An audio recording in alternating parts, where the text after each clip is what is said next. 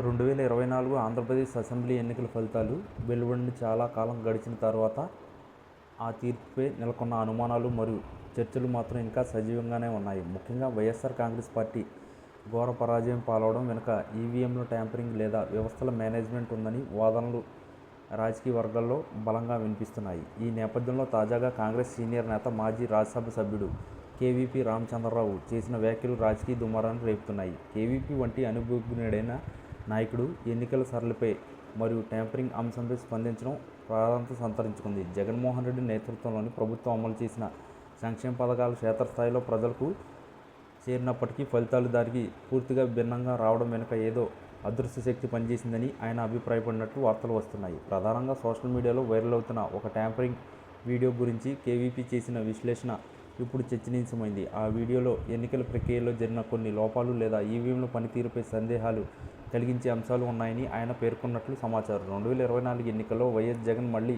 ముఖ్యమంత్రి కావాల్సిందని, కానీ ఓట్ల లెక్కింపు ప్రక్రియలో లేదా డేటా మేనేజ్మెంట్లో జరిగిన అవకతవకల వల్లే ఫలితం తారుమారైందని కేవీపీ వ్యాఖ్యానించినట్లు రాజకీయ విశ్లేషకులు భావిస్తున్నారు.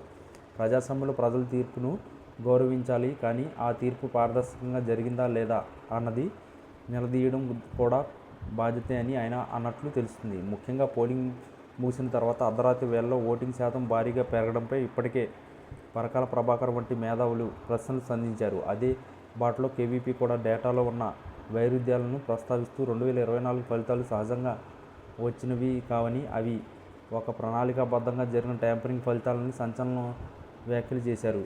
జగన్ గెలుపును ఎవరో అడ్డుకున్నారని ఆ వీడియోలే అందుకు నిదర్శనమని ఆయన వాదిస్తున్నారు. ఈ వ్యాఖ్యలు ఇప్పుడు అటు అధికారుల కూటమిలో, ఇటు ప్రతిపక్ష వైసీపీలో తీవ్ర ప్రకంపనలు సృష్టిస్తున్నాయి. ఎన్నికల కమిషన్ పనితీరుపై మరియు ఈవీఎంల విశ్వసనీయతపై కేవీపీ చేసిన ఈ వ్యాఖ్యలు భవిష్యత్తులో రాజకీయ పోరాటాలకు కొత్త వేదికను సిద్ధం చేసేలా ఉన్నాయి. ఒకవేళ ట్యాంపరింగ్ జరగబోయి ఉంటే జగన్ ఖచ్చితంగా అధికారంలోకి వచ్చేవారని క్షేత్రస్థాయి పరిస్థితులు అవే చెబుతున్నాయని ఆయన బలంగా విశ్వసిస్తున్నారు. ఈ పరిణామాలు చూస్తుంటే 2024 ఎన్నికల వివాదం ఇప్పుడిప్పుడే ముగిసేలా కనిపించడం లేదు. కేవీపీ వంటి వ్యక్తి బహిరంగంగా ఇలాంటి వ్యాఖ్యలు చేయడం వెనుక గట్టి ఆధారాలు ఉండవచ్చని రాజకీయ విశ్లేషకులు అంచనా వేస్తున్నారు. జగన్ ఓటమి కేవలం ప్రజా వ్యతిరేకత వల్ల కాదని, అది సాంకేతిక మాయాజాలమని నమ్మేవారి సంఖ్య కేవీపీ వ్యాఖ్యలతో మరింత పెరిగే అవకాశం ఉంది.